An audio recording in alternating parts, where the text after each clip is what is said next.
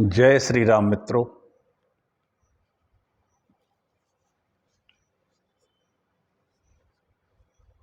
सभी भक्तजन,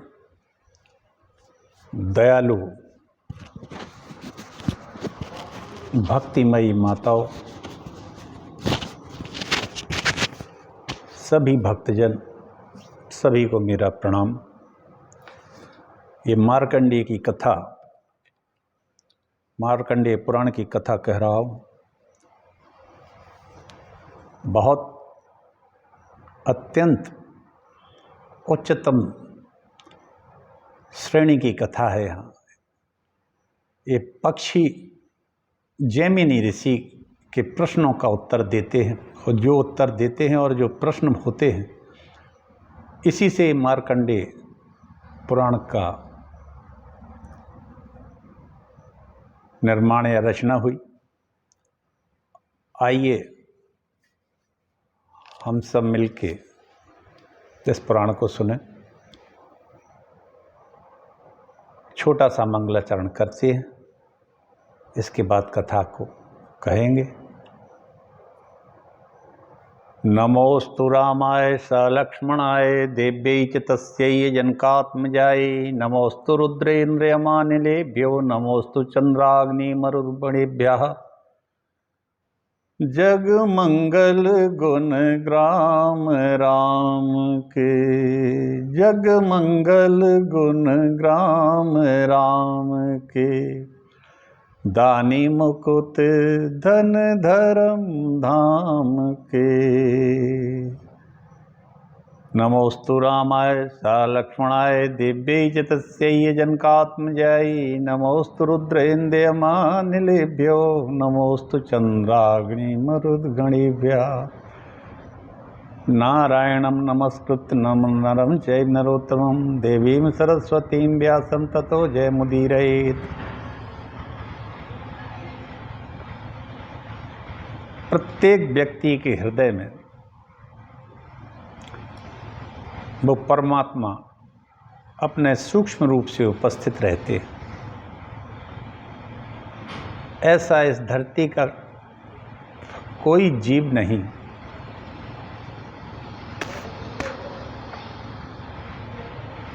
जो चेतन अवस्था में जिसमें परमात्मा ना हो। चित्ती रूप में तो वो रहते ही हैं। वो महाशक्ति अपने चित्त रूप में रहती है। चित्ती शक्ति ही आदमी को जीवन प्रदान करती है परमात्मा की। वहीं जीव भी रहता है अविद्या रूप से, और अपने कर्म बंधन में विषयों में रहता है। जब कभी दत्तात्रेय जैसे सिद्ध योगी मिल जाएं तो जीव का कल्याण हो ही जाता है। हनुमान जी महाराज ने तोता बनकर गोस्वामी तुलसीदास जी को राम जी से मिला दिया था।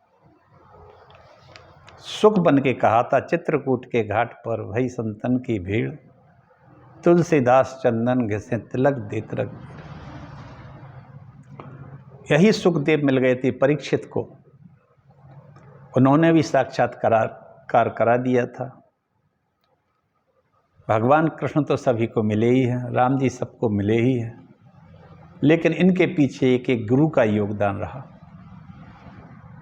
वीतराग सुखदेव जी ने परीक्षित को, दत्तात्रेय जी उसी श्रृंखला में एक बहुत भगवान का अवतारी हैं। अनसुईया जी के पुत्र थे, भगवान विष्णु के अंश थे। अनसुईया जी कपिल की बड़ी बहन थी, कर्दम ऋषि की पुत्री थी। कर्दम ऋषि की 9 कन्याएं थीं, उसमें एक थी ये अत्रि की पत्नी थी। अत्रि जो थे वे ब्रह्मा जी के पुत्र थे, द्वितीय। आगे इसी क्रम में चलते हैं। दत्तात्रेय जी ने अलर्क से कह दिया कि अब तुम जाओ, पूरा योग मार्ग से की विधि से सहित सब कुछ सिखा दिया, समझा दिया। अलर्क चले गए। अब काशीराज भी चले गए, इनके बड़े भाई सुबाहु भी चले गए। अब उन्होंने कहा कि जैमिनी जी अपने पिता से यूँ कहकर उनकी आज्ञा लेकर परम बुद्धिमान सुमति सब प्रकार के संग्रह को छोड़कर चले गए। अब और क्या सुनना चाहते हो? मार्कंडेय जी और कौष्टुक जी का संवाद प्रारंभ होता है और अब उन्होंने सर्ग के विषय में पूछा। चलिए यहाँ से कथा आगे बढ़ाते हैं। जैमिनी जी बोले, श्रेष्ठ पक्षीगण, आपने प्रवृत्ति और निवृत्ति दो प्रकार के वैदिक कर्म बतलाते हुए मुझे बहुत सुंदर उपदेश दिया है।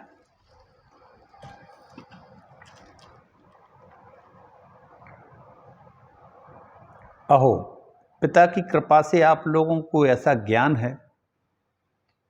जैमिनी जी कह रहे हैं किससे?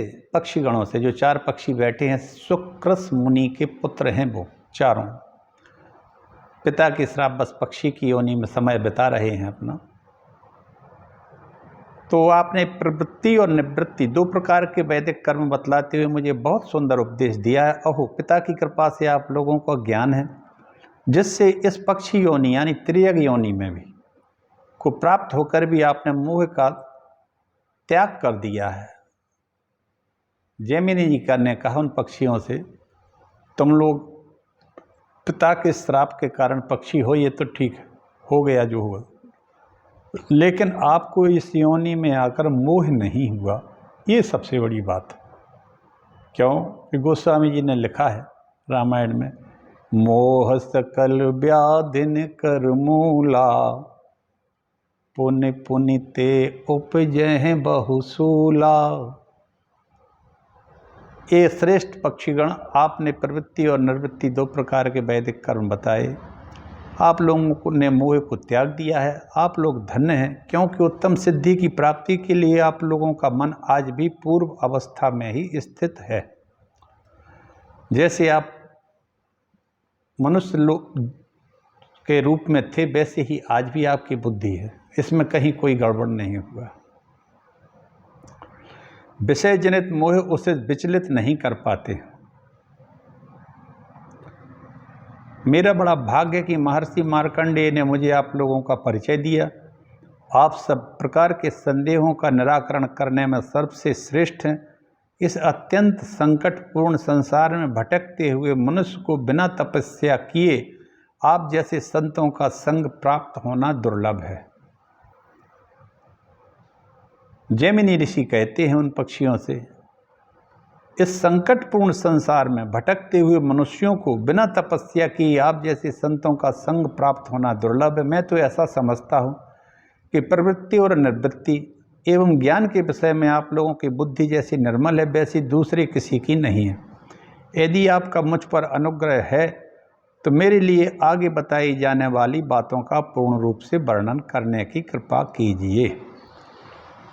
और वो बात यह है कि यह स्थावर जंगम जगत कैसे हुआ, उत्पन्न कैसे हुआ, कल्पांत में पुनः किस प्रकार लय होता है, देवता ऋषि पितर भूत आदि के वंश कैसे हुए, मनवंतर किस प्रकार होते हैं, उनके वंश में उत्पन्न महापुरुषों के जीवन चरित्र कैसे हैं, जितनी सृष्टि जितने प्रलय, जैसे जैसे कल्पों के विभाग और जो मनवंतर की स्थिति, जैसी पृथ्वी की स्थिति, जितना बड़ा पृथ्वी का विस्तार, समुद्र पर्वत वन नदी भूलोक स्वर्लोक समुदाय और पाताल की जिस प्रकार की स्थिति है वह सब मुझे बताइए। सूर्य चंद्रमा आदि ग्रह नक्षत्र तारों की गति तथा प्रलय काल तक की सारी बातें मैं सुनना चाहता हूँ। जब इस जगत का संहार हो जाएगा तब इसके बाद क्या शेष रह जाएगा, इस प्रश्न पर भी प्रकाश डालिए। अब जैमिनी जी ने 4 प्रश्न जो पूछे थे शुरू के, उनका तो उन्हें उत्तर दे दिया। अब ये अगला प्रश्न जैमिनी ऋषि ने उनसे शुरू कर दिया कि आप हमें ये प्रश्न बताइए। पक्षियों ने कहा,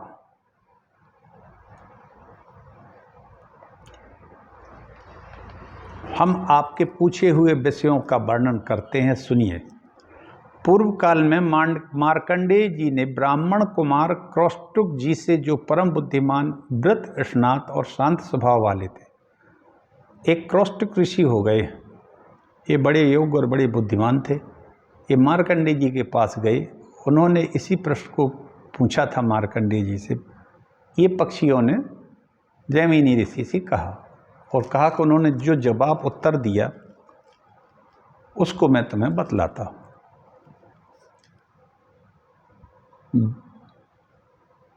क्रौष्टुक जी से क्या कहा मार्कंडेय जी ने, आप ध्यान देकर सुने। जो सृष्टि के समय ब्रह्मा, पालन में विष्णु और संहार के समय भयानक रुद्र हैं, उन संपूर्ण जगत के स्वामी पद्मयोनि पितामह ब्रह्मा जी को मैं प्रणाम करता हूँ। मार्कंडेय जी ने पहले तो ये कहा, फिर बोले पूर्व काल में क्रौष्टुक जी अव्यक्त जन्मा ब्रह्मा जी के प्रकट होते ही, अव्यक्त और अव्यक्त, यहाँ ब्रह्मा जी को अव्यक्त जन्मा कहा है।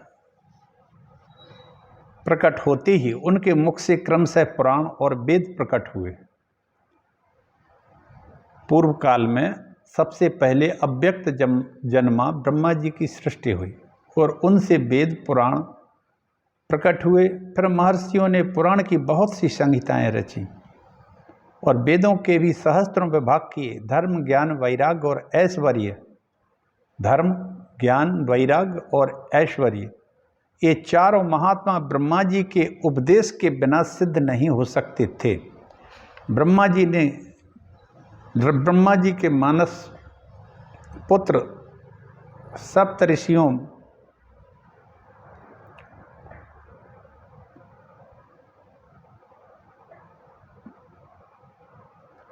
उनसे वेदों को ग्रहण किया। ब्रह्मा जी के मानस पुत्र हैं 7 सप्तऋषि कहलाते हैं। ये 7 ऋषि हैं, पुलह, पुलस्त, इस तरह से ये 7 सप्तऋषि रहते हैं। इन्होंने सबसे पहले उसको ग्रहण किया। ब्रह्मा जी के मन से उत्पन्न हुए जो भृगु आदि ऋषियों ने पुराणों को अपनाया। भृगु से च्यवन ने लिया, च्यवन से ब्रह्मर्षियों ने उसे प्राप्त किया। फिर उन्होंने दक्ष को उपदेश दिया और दक्ष ने मुझे इस पुराण को सुनाया था। मार्कंडेय जी कहते हैं कितना क्रम है। पहले ब्रह्मा जी आए, ब्रह्मा जी से वेद और पुराण का प्रकट हुआ। पुराणों का कई विभाग किए गए। धर्म, ज्ञान, वैराग्य, ऐश्वर्य चारों ब्रह्मा के उपदेश के बिना सिद्ध हो नहीं सकते। ब्रह्मा जी के मानस से उत्पन्न हुए भृगु आदि ऋषियों ने पुराणों को सुना, अपनाया। भृगु ने च्यवन ऋषि को दिया और च्यवन से ब्रह्म ऋषियों ने उससे प्राप्त किया। फिर उन्होंने दक्ष को दिया और दक्ष ने यह पुराण मार्कंडेय जी को सुनाया। वही आज मैं तुमसे कहता हूं, यह पुराण कलयुग के समस्त पापों का नाश कर देता है। आहा, इस पुराण को मार्कंडेय जी ने सुना था दक्ष से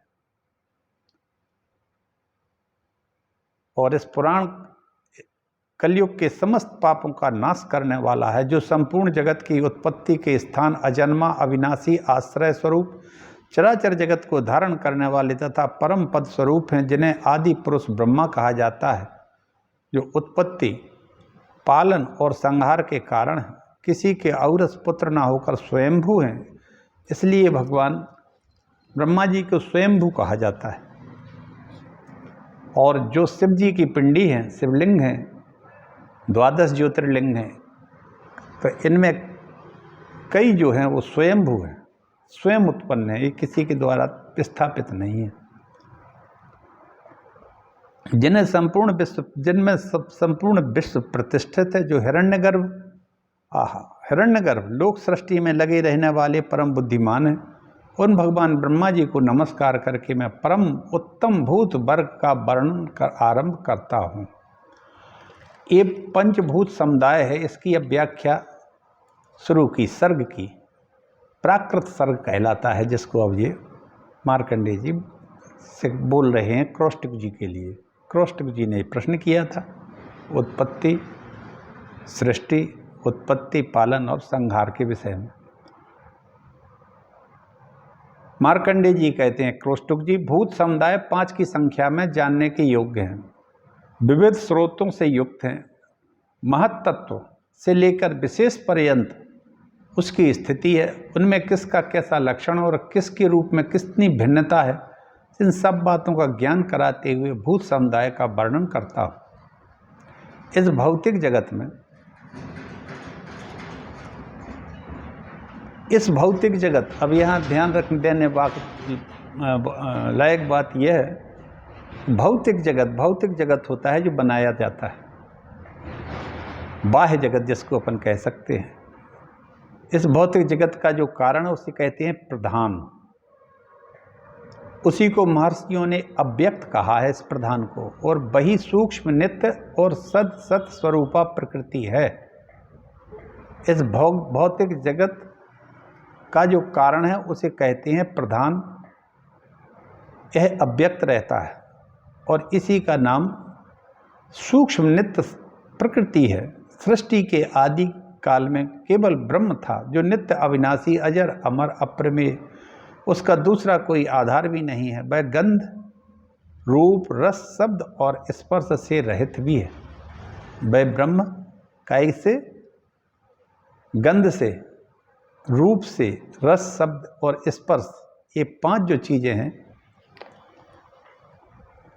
एक तन्मात्राएं कहलाती हैं इंद्रियों की, आगे इसी में आएगा। अभी स्पर्श से रहित है, उसका आदि और अंत नहीं है। वह संपूर्ण जगत की योनि, तीनों गुणों का कारण एवं अविनाशी है। उसे आधुनिक नहीं, पुरातन और सनातन कहा गया है।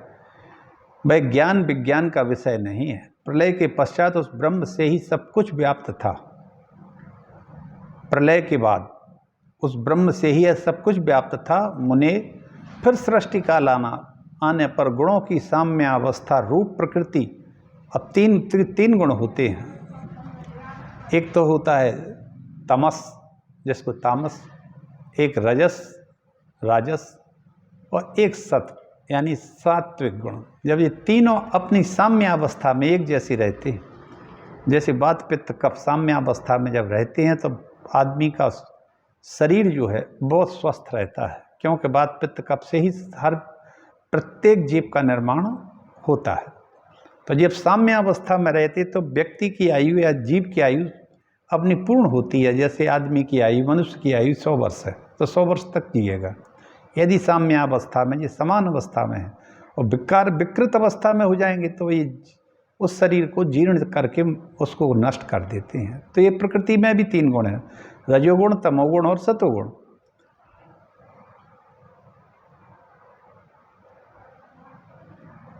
तो सृष्टि काल आने पर जब गुणों की साम्य अवस्था रूप प्रकृति ब्रह्म के क्षेत्रज्ञ रूप में अधिष्ठित हुई, यही प्रकृति ब्रह्म के क्षेत्रज्ञ रूप में, क्षेत्रज्ञ माने उसके क्षेत्र में जब आती है, तब उससे महत्त्व का आविर्भाव हुआ। इस महत्त्व को प्रधान प्रकृति ने आवृत कर रखा है। जैसे बीज त्वचा से घिरा हुआ होता है, उसी प्रकार अव्यक्त प्रकृति से महत्त्व आच्छादित था। वह सात्विक, राजस और तामस भेद से तीन प्रकार का ये महातत्व बताया गया है। तत्पश्चात उससे वैकारिक सात्विक, तेजस राजस और भूतादि रूप तामस, इन तीन भेदों वाला अहंकार उत्पन्न हुआ। जैसे अव्यक्त प्रकृति से महत्त्व आवृत है, उसी प्रकार अहंकार से भी महत्त्व से आवृत है। भूतादि नामक तामस अहंकार ने शब्द तन मात्रा की सृष्टि की है। उसी प्रकार अहंकार भी महत्त्व से आवृत है। भूतादि नामक तामस अहंकार ने शब्द तन्मात्रा की सृष्टि की। उस शब्द तन्मात्रा से शब्द गुण वाला आकाश, ये शब्द जो है आकाश का गुण है, उत्पन्न हुआ। फिर भूतादि तामस अहंकार ने शब्द तन्मात्रा आकाश को आच्छादित किया। इससे स्पर्श तन्मात्रा की सृष्टि हुई। स्पर्श माने वायु, जिससे बलवान वायु का प्राकट्य हुआ। अब पहले शब्द फिर स्पर्श। वायु का स्पर्श गुण माना जाता है। शब्द तन्मात्रा आकाश ने जब स्पर्श तन्मात्रा वाले वायु को आच्छादित किया, तब वायु ने भी विकृत रूप होकर रूप तन्मात्रा की रचना की इस प्रकार वायु से अग्नि तत्व प्रकट होता है, जिसका रूप आने लगा। अब वायु का रूप अग्नि का रूप होता है। तदनंतर स्पर्श तन्मात्रा वाले वायु ने रूप तन्मात्रा वाले तेजस को आवृत किया, जिससे विकृत होकर उस तेज से रस तन्मात्रा, उस रस तन्मात्रा से जल प्रकट हुआ। रस जो है जल नाम का एक भूत है जो प्रकट हो जाता है रस से। रस तन्मात्रा ये है उसके गुण, जो रस नामक गुण से युक्त है। फिर रूप तन्मात्रा वाले अग्नि तत्व ने रस तन्मात्रा वाले जल ने आवृत किया, इससे जल में भी विकार आना शुरू हो गया और उससे गंध तन्मात्रा नासिका, गंध इसी से आती है। इसका जो मूल है वो है इसकी पृथ्वी उत्पन्न हुई, जिसका गुण गंध है। पृथ्वी का गुण गंध होता है और इसकी ज्ञान इंद्रिया नासिका होती है, जिससे गंध हम लेते हैं। ये मूलाधार चक्र की अधिष्ठात्र होती है पृथ्वी तत्व। मही मूलाधारी, मही माने धरती, मूलाधार माने अपने रीढ़ की हड्डी के अंदर सुषुम्ना जो तंत्र होता है, उसके नीचे कुंडलिनी जो शक्ति, जो 3 चक्र कुंडल लगा के इसको घेरे रहती है, उसके नीचे मूलाधार चक्र ही होता है। ये पृथ्वी तत्व होता है इसमें। तो भूत तन्मात्रा के रूप माने गए हैं। तन्मात्राएं किसी विशेष भाव का बोध नहीं कराती, इसलिए वे अविशेष हैं। इस प्रकार तामस अहंकार से यह भूत तन्मात्रा रूप सर्ग प्रकट हुआ। वैकारिक अहंकार से में सत्वगुण की अधिकता होने से वह सात्विक कहलाता है। उससे एक ही साथ वैकारिक सर्ग की उत्पत्ति होती है। 5 ज्ञानेंद्रियां, 5 कर्मेंद्रियां राजस अहंकार से उत्पन्न बतलाई गई हैं। अधिष्ठात्र देवता वैकारिक सात्विक अहंकार से प्रकट होते हैं। 11वें मन को भी वैकारिक सर्ग में ही जानना चाहिए। इस प्रकार मन अधिष्ठाता, इंद्रियों का अधिष्ठाता है, वह देवता है, वैकारिक माने गए हैं। श्रवण, कान,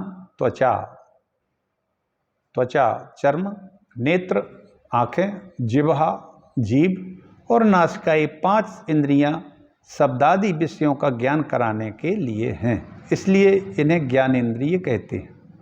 ये 5 चीज़ें ज्ञान कराती हैं, इसलिए इनको ज्ञानेंद्रियां कहते हैं।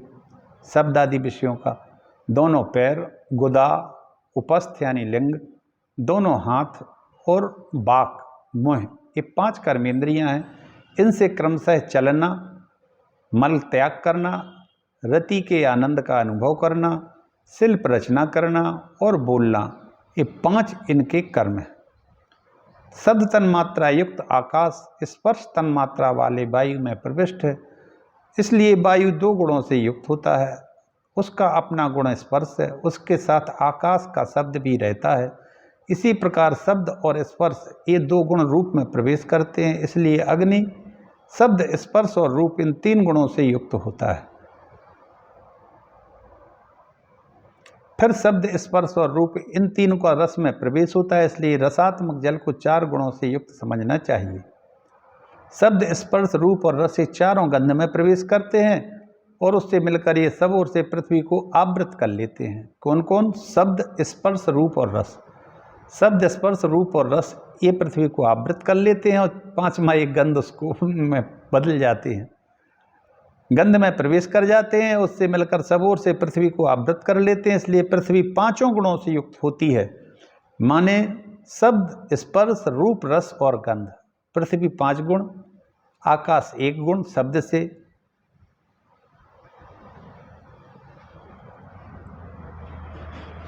स्पर्श 2 गुण, रूप 3 गुणों से, रस यानी कि जल 4 गुणों से और पृथ्वी 5 गुणों का आश्रय होती है। इसीलिए पृथ्वी 5 गुणों से युक्त है और सब भूतों में स्थूल दिखाई देती है। ये 5 भूत शांत, घोर और मूढ़ हैं, अर्थात सुख, दुख और मोह युक्त हैं, इसलिए ये विशेष कहलाते हैं।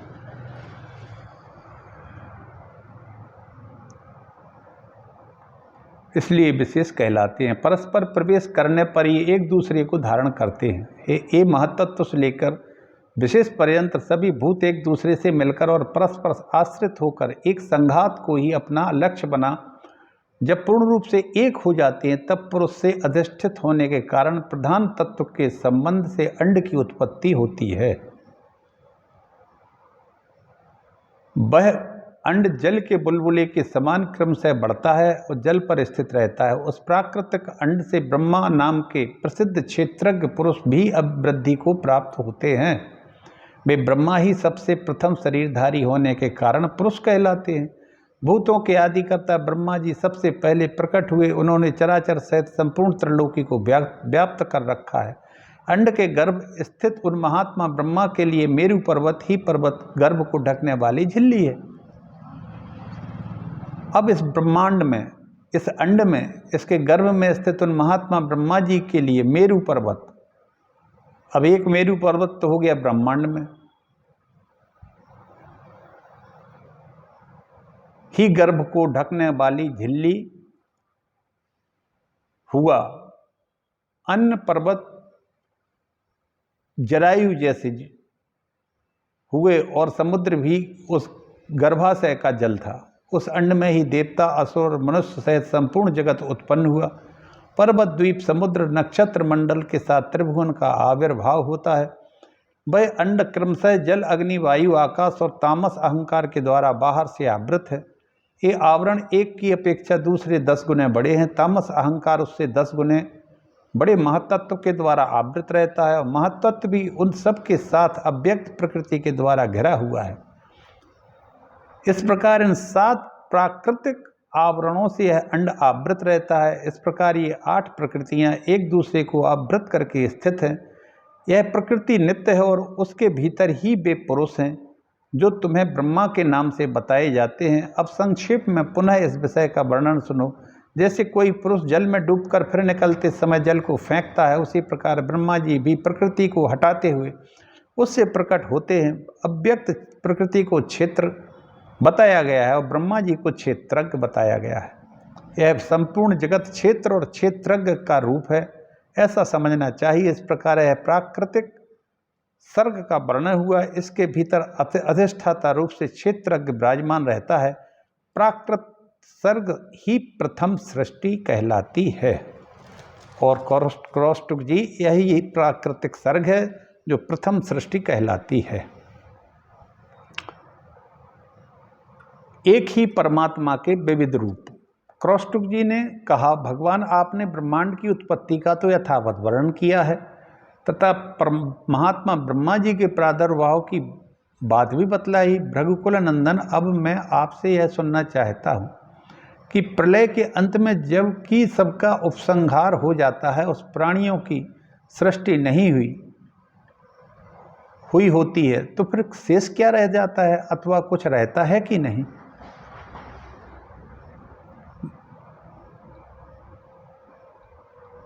मार्कंडेय जी बोले, क्रौष्टुक जी, मुने, जब यह संपूर्ण जगत प्रकृति में लीन रहता है, उस समय की स्थिति को विद्वान पुरुष प्राकृतिक लय कहते हैं।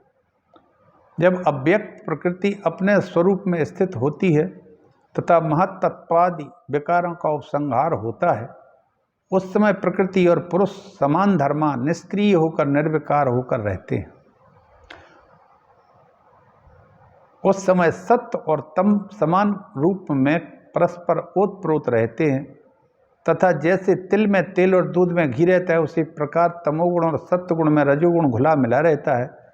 कहने का आशय यह है कि तमोगुण और सत्वगुण ही रहता है। जब परमेश्वर की योग दृष्टि से प्रकृति में क्षोभ होता है, तब यह महान अंड के भीतर से ब्रह्मा जी प्रकट होते हैं। यह बात तुम्हें बतलाई जा चुकी है। यद्यपि ब्रह्मा जी संपूर्ण जगत की उत्पत्ति के स्थान है और निर्गुण है, तथापि रजोगुण का उपभोग करते हुए सृष्टि में प्रवृत्त होते हैं।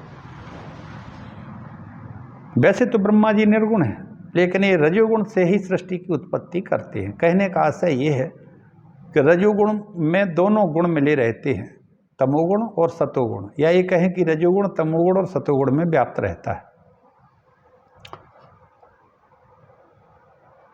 इस तरह से रजोगुणों का उपभोग करते हुए ब्रह्मा जी सृष्टि में प्रवृत्त होते हैं और ब्रह्मा के कर्तव्य का पालन करते हैं। फिर परमेश्वर सत्वगुण के उत्कर्ष के युक्त हो विष्णु का स्वरूप धारण करते हैं और धर्मपूर्वक प्रजा का पालन करते हैं। फिर तमोगुण की अधिकता जब हो जाती है तो रुद्र रूप धारण करके संपूर्ण जगत का संहार करते हैं और निश्चिंत होकर सो जाते हैं। इस प्रकार सृष्टि, पालन और संहार इन तीन कालों में तीन गुणों से युक्त होकर भी वे परमेश्वर वास्तव में निर्गुण ही हैं। जैसे खेती हर पहले बीज को बोता, फिर पौधे की रक्षा कर अंत में खेती पक जाने पर काटता है। इन कार्यों के अनुसार बोने वाला, रक्षा करने वाला और काटने वाला ये तीन नाम धारण करता है। उसी प्रकार एक ही परमेश्वर भिन्न भिन्न कार्यों के अनुसार ब्रह्मा, विष्णु और रुद्र नाम धारण करते हैं।